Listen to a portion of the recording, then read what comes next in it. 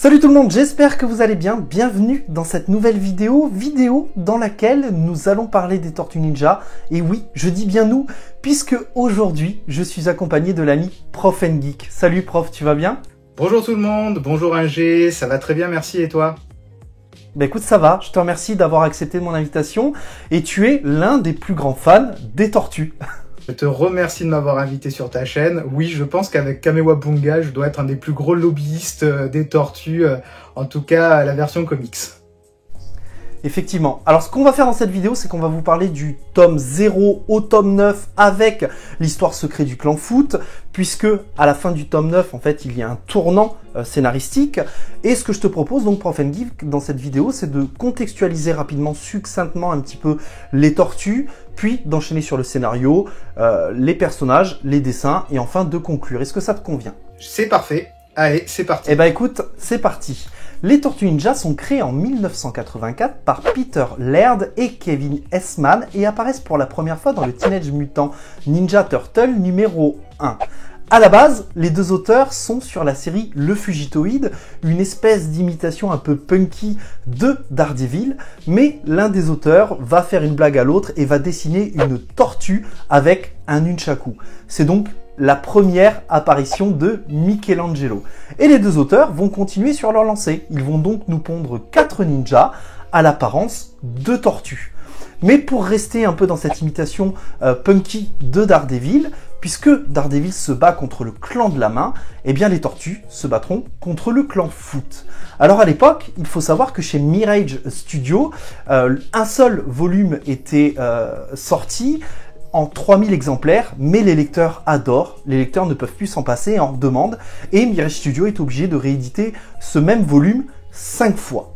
C'est un véritable carton plein.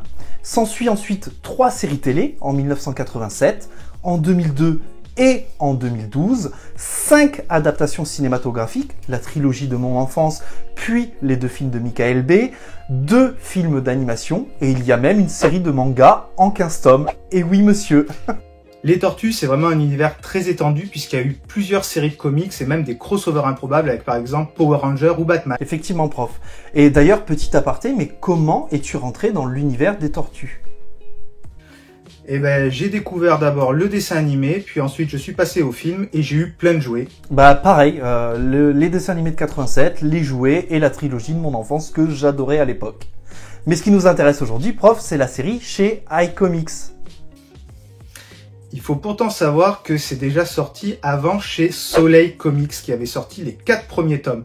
Finalement, ça n'a pas marché, ils se sont arrêtés et iComics, lorsqu'ils se sont lancés en tant que label, ont récupéré la série, ont compilé ces 4 tomes dans le tome 0 qui est beaucoup plus épais et ont ensuite enchaîné sur les autres tomes. En fait, le tome numéro 1, c'est le 5e tome. C'est vrai, c'est vrai. Mais pourtant, donc ce tome 0 est très important à nos yeux, en tout cas à mes yeux, Prof Geek, parce que beaucoup de gens recommandent, notamment pour ceux qui n'avaient pas le tome 0 à l'époque, de commencer au tome 1, ce qui n'est pas forcément ce que je recommande moi pour ma part, puisqu'il faut noter que du tome 0 au tome 9, en passant par le crossover l'histoire secrète du clan Foot, qu'on a un véritable scénario, un véritable fil conducteur, et notamment le tome 0 nous explique l'apparition des tortues, l'explication de leur mutation, mais également les liens entre les protagonistes et les antagonistes. Oui, le tome 0 est vraiment très important puisqu'il lance l'histoire et en fait, au début, les tortues ne sont pas toutes ensemble. Les 3 tortues cherchent Raphaël puisqu'il a disparu. Vraiment, le tome 0, le lien central, c'est le thème de la famille. Et ça, c'est le plus important puisqu'on va retrouver ce thème-là sur toute la série. Effectivement, prof. Et ce qu'on peut noter, c'est que le scénario jusqu'au tome 9, puisque ici, on parle bien jusqu'au tome 9, a vraiment un rythme en plus que j'aime comparer au manga, au shonen plus exactement, puisqu'on a des moments qui montent en intensité, qui nous préparent psychologiquement à une bataille, puis des moments plutôt explosifs, donc les dites batailles, puis enfin des moments de calme, d'accalmie, qui sont des retours à la base, des moments d'entraînement ou des moments où notamment les personnages se soignent. Pour autant, malgré, je dirais, ce scénario, ce schéma plutôt classique, jusqu'au tome 9, je n'ai pas ressenti de longueur. Qu'est-ce que tu en penses? Je suis complètement d'accord avec toi, on enchaîne vraiment les tomes très facilement. Il faut aussi ajouter le tome avec le clan secret Foot, puisqu'il est très important. On voit vraiment comment ce clan va être perverti avec une bataille pour la succession à la tête du clan, et on voit en fait que le thème de la résurrection est vraiment intégré dans ce tome. Ça amène un background avec un côté Japon qui est très intéressant et il faut vraiment pas passer à côté. Effectivement, et comme on le disait, même si le comics a un scénario relativement classique, il a des thématiques quand même qui sont profondes et il véhicule des valeurs universelles. La bienveillance, la famille, que l'on peut retrouver dans la Bat Family notamment, mais pas au point où c'est exploité dans les Tortues Ninja, en tout cas à mon sens. La fraternité, l'amitié, mais également la différence, la remise en question, la coexistence. On peut également ajouter le côté avec les enfants battus, puisque la relation entre Kazé et son père est très difficile, et également l'alcoolisme. Effectivement. Et les intrigues d'ailleurs sont renouvelées régulièrement, notamment grâce à la galerie de personnages qui évoluent sans cesse. Oui, parce que chaque personnage a vraiment son objectif particulier. Krang, il veut recréer son monde. Shredder, il veut que son clan domine. Les tortues, elles veulent juste survivre. Et il y a d'autres personnages avec d'autres objectifs, c'est vraiment très intéressant. Pour revenir aux personnages, le comics a une galerie de personnages plutôt impressionnante, mais également avec des personnages attachants. On peut compter pas moins de 8 protagonistes et 6 antagonistes présents de façon récurrente. Ce qui est également intéressant, c'est que cette galerie de personnages évolue constamment avec des personnages intéressants, profonds, mais aussi avec des personnages comics relief tels que Pete le Pigeon pour ne pas trop vous spoiler. Il faut savoir que le statut des personnages peut être différent et même très évolutif. April, par exemple, elle n'est pas journaliste, elle est étudiante en biologie. On voit également que Hoon, le père de Kazé, est un alcoolique au début et va finir chef de gang. On voit Old Hob, qui est un petit gangster dans le premier tome et qui va essayer de monter son ordre mutanimalier. Et on voit par exemple Slash, qui a des grosses difficultés à s'exprimer et qui devient très intelligent au cours du récit. Effectivement, et d'ailleurs c'est intéressant que tu parles de All Up, puisque j'allais dire que la plupart des personnages sont totalement différents et pourtant complémentaires. Je pense notamment à Splinter qui est un rat et Hold Up qui est un chat.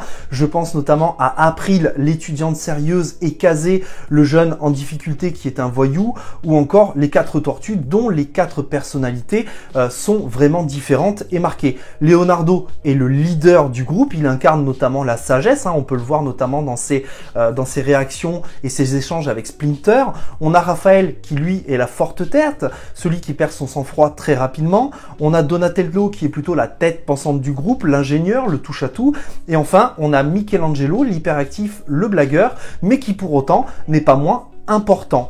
Et les antagonistes sont quant à eux plutôt charismatiques, imposants, mais ils ont également leur comics relief, tout comme Bebop et Rocksteady, et qui restent pour autant des personnages plutôt dangereux finalement.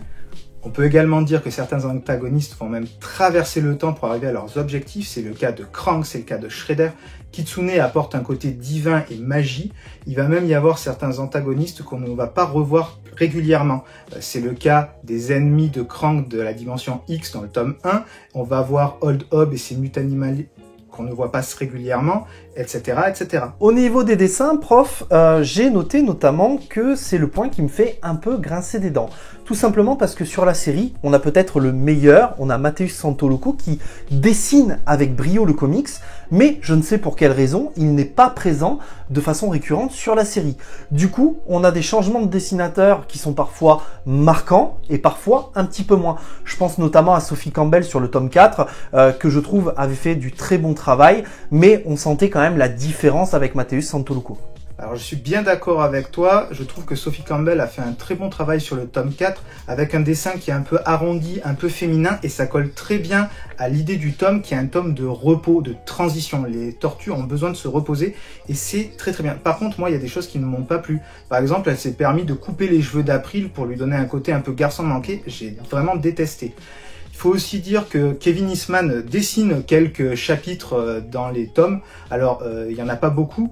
Ça a un dessin très très particulier, très très old school, mais c'est vraiment un côté nostalgique pour les amoureux des tortues avec le premier dessinateur de la franchise. Par contre, il y a un vrai problème avec le tome 1. Je suis complètement d'accord avec toi, le tome 1, il est raté au niveau des dessins. Et avec l'épuisement du tome 0, beaucoup de gens ont commencé avec ce tome-là, et du coup, ça les a sûrement rebutés, ils n'ont pas continué. Tu as parfaitement raison, c'est d'ailleurs pour ça qu'on déconseille notamment de commencer par le premier tome. Aujourd'hui, peu importe le dessinateur remplaçant sur la série, personne ne fait mieux que Matheus Santolouco. Il a son propre style, un style dynamique qui met notamment en avant les séquences d'action. Il arrive parfaitement à mettre en avant le danger et à nous faire palper la gravité d'une situation.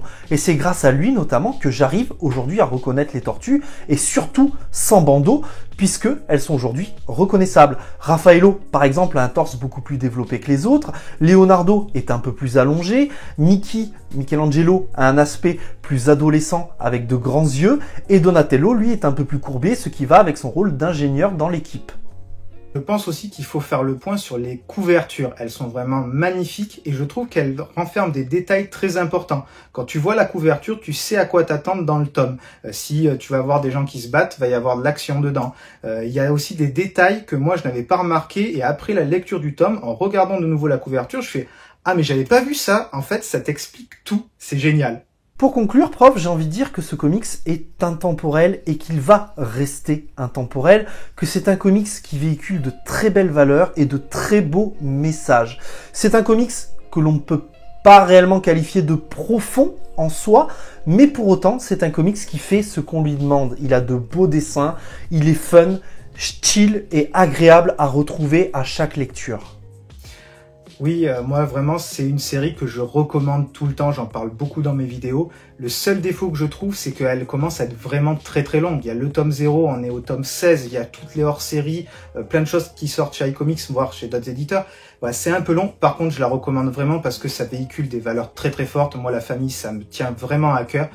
Si vous n'êtes pas tenté parce que c'est trop long, feuilletez-le juste et donnez-vous votre propre avis et vous verrez bien, c'est vraiment une très bonne surprise.